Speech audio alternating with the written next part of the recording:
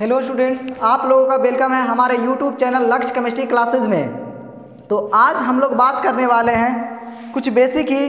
तो आज हम लोग कुछ एटॉमिक नंबर और मास नंबर के बारे में जान लें। तो सबसे पहले अगर कोई एलिमेंट की बात करते हैं तो उसको क्या है, सिंबल से दिखाते हैं। सिंबल से दिखाते क्यों है, सिंबल से दिखाने का क्या कारण है, क्या ज़रूरत पड़ी? तो सिंबल से इसलिए दिखाते हैं ताकि चीज़ों को किया जा सके, छोटा किया जा सके। तो सपोज डैट हम कोई एग्जांपल लेके देखते हैं और उसके थ्रू हम लोग समझते हैं। जैसे कि ये हमारा सोडियम है, ये हमारा क्या है, सोडियम।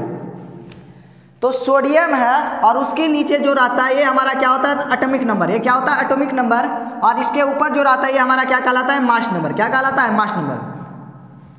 तो ध्यान रखेंगे, ये जो नीचे होता है वो उसमें क्या होता है, एटॉमिक नंबर होता है। और एटॉमिक नंबर जो होता है उसको ये क्या रहता है, हमारा एटॉमिक नंबर। ये नीचे रहता है उसको क्या बोलते हैं, एटॉमिक नंबर। Atomic number. और एटॉमिक नंबर को दिखाया जा सकता है किससे? आपको ये लग रहा होगा कि एटॉमिक नंबर है यानी कैपिटल ए से दिखाना चाहिए, ऐसा लग रहा होगा, बट ऐसा नहीं है। जो मान लिया गया है उसके साथ हम लोग कुछ नहीं कर सकते हैं। तो एटॉमिक नंबर किससे, कैपिटल जेड से दिखाया जाता है। किससे, कैपिटल जेड से। और ये नीचे है, ये देखिए नीचे है या नहीं, ये ऊपर है, ये नीचे है। तो नीचे होता है इसलिए इसको बोलते हैं सबस्क्रिप्ट। सब मतलब क्या होता है, नीचे। तो ये हमारा कहलाता है सबस्क्रिप्ट। क्या कहलाता है, ये हमारा कहलाता है सबस्क्रिप्ट।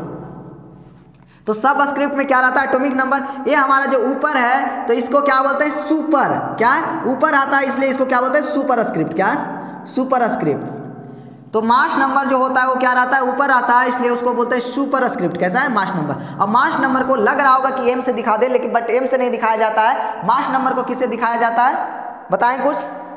मास नंबर को कैपिटल ए से। किससे, कैपिटल ए से। तो अगर बात की जाए जो ऊपर आता है वो मास नंबर आता है और जो नीचे रहता है ये हमारा क्या होता है, एटॉमिक नंबर होता है। तो यहाँ पे हम लोग बहुत सारे चीज़ सीख सकते हैं जो बेसिक है और आना भी चाहिए। अगर बात करें कि जितना, देखिए यहाँ पे ये होता है कि E equal to P equal to क्या है, Z। ये क्या हुआ भाई, E equal to P equal to Z, क्या इसका मतलब क्या हुआ? यानी यहाँ पे ये जानने को मिला कि जितना इलेक्ट्रॉन होता है उतना ही प्रोटॉन होता है और उतना ही क्या होता है, बताएं, Z equal to atomic number. Z equal to क्या हो गया, एटॉमिक नंबर। यानी जितना इलेक्ट्रॉन होगा उतना ही प्रोटॉन होगा, उतना ही क्या होगा, एटॉमिक नंबर होगा। क्या होगा, एटॉमिक नंबर होगा। तो अगर बात की जाए, अगर हम लोग ये जो पार्टिकुलर केस लिए हैं, सोडियम की बात किए हैं, तो अगर हम लोग इस सोडियम में देखें, अब बताइए इस सोडियम में अगर इलेक्ट्रॉन की बात की जाए तो देखिए जितना इलेक्ट्रॉन उतना ही प्रोटॉन उतना ही एटॉमिक नंबर। तो आप बताएं इस सोडियम में इलेक्ट्रॉन कितना हो गया, बताएं। सोडियम में जो है इलेक्ट्रॉन कितना हुआ, इस केस की हम लोग बात करें सोडियम के लिए, कितना इलेक्ट्रॉन हो गया, देखें कितना, 11। तो क्या हो गया, 11। प्रोटॉन कितना हो गया, बताएं। इलेक्ट्रॉन इक्वल टू प्रोटॉन, यानी प्रोटॉन जितना इलेक्ट्रॉन होगा उतना ही क्या होगा, प्रोटॉन। तो बताइए प्रोटॉन भी कितना हो जाएगा, इसका 11 ही होगा। और क्या, एटॉमिक नंबर, एटॉमिक नंबर कितना हो जाएगा, 11। यानी अगर बात की जाए जितना इलेक्ट्रॉन उतना ही प्रोटॉन उतना ही एटॉमिक नंबर, यानी तीनों सेम आया या नहीं आया, देखें तीनों क्या है, सेम है। अब बात है कि न्यूट्रॉन, अब बात है कि अगर इसमें हम लोग न्यूट्रॉन निकालना चाहें तो न्यूट्रॉन कैसे निकाल पाएंगे, न्यूट्रॉन का क्या फॉर्मूला होता है? अगर न्यूट्रॉन निकालना है बताएं तो न्यूट्रॉन इक्वल टू क्या होता है, अगर न्यूट्रॉन की बात करते हैं हम लोग, ये इक्वल टू क्या होता है, मास नंबर में से, यानी आप लिख लीजिए पहले, उसके बाद शॉर्ट फॉर्म हम लोग लिख लेंगे, मास नंबर में से, यानी मास नंबर क्या हो गया, कैपिटल ए और माइनस, मास नंबर के लिए क्या है यार, देखिए कैपिटल ए और माइनस क्या करेंगे, एटॉमिक नंबर। क्या है, माइनस एटॉमिक नंबर, तो हमारा निकल जाता है न्यूट्रॉन। क्या है, न्यूट्रॉन। देखिए अगर न्यूट्रॉन की बात करें तो मास नंबर माइनस क्या है, तो ये निकल टू क्या फॉर्मूला निकल के आ गया, A minus Z, where A equal to mass number and Z equal to क्या है, एटॉमिक नंबर।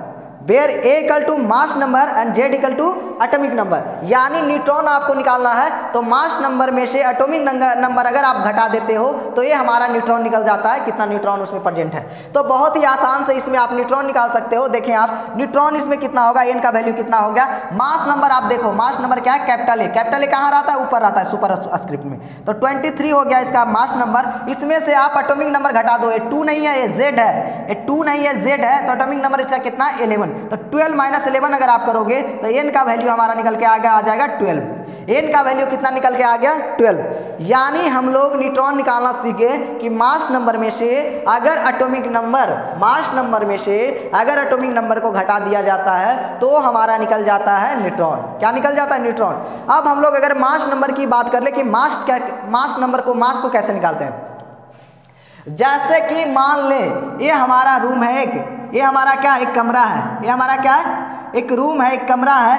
अगर इसमें अगर हम लोग बात करते हैं कि टोटल 3 लोग हैं, कितने लोग हैं, टोटल 3 लोग हैं इसमें रह रहे हैं। तो एक का नाम क्या है इलेक्ट्रॉन, एक का नाम प्रोटॉन, एक का क्या नाम है न्यूट्रॉन। इलेक्ट्रॉन है, इलेक्ट्रॉन पे नेगेटिव चार्ज, प्रोटॉन पे प्लस चार्ज, न्यूट्रॉन पे क्या होता है न्यूट्रल, कोई चार्जेस नहीं होता है। तो इस कमरे में 3 लोग हैं, इलेक्ट्रॉन प्रोटॉन और न्यूट्रॉन, इलेक्ट्रॉन प्रोटॉन और न्यूट्रॉन।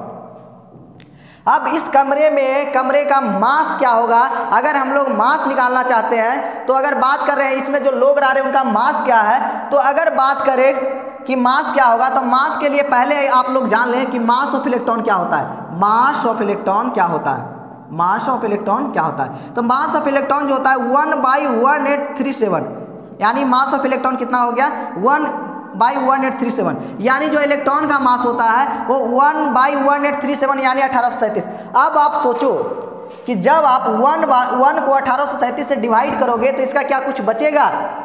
अगर मान ले अगर आपको क्या है खीर खानी है, क्या खीर खानी है आपको, और आपके पास क्या है चावल है, मिल्क है, लेकिन आपके पास शुगर नहीं है, और कोई क्या करे एक चीनी का दाना दे, कोई एक चीनी का दाना दे और उसको भी 1837 टाइम्स 1837 टाइम्स ब्रेक करके दे, एक चीनी के दाना को 1837 टाइम्स तोड़ के दे और आपको बोले कि जा लो इसको और मस्त इसको इससे क्या खीर बना के आप खा लीजिए।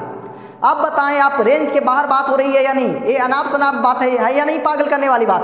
तो अब एक चीनी का दाना उसको 1837 बार तोड़ दीजिएगा तो उसका क्या बचेगा, वो है क्या, उसका कोई सिग्निफिकेंस नहीं है। तो एक है, एक को उसको 1837 बार तोड़ देते हैं तो ये क्या हो जाता है निग्लिजेबल हो जाता है, यानी ये निग्लिजेबल हो जाता है, यानी इसको हम लोग क्या बोल देते हैं मासलेस, क्या बोल देते हैं मासलेस।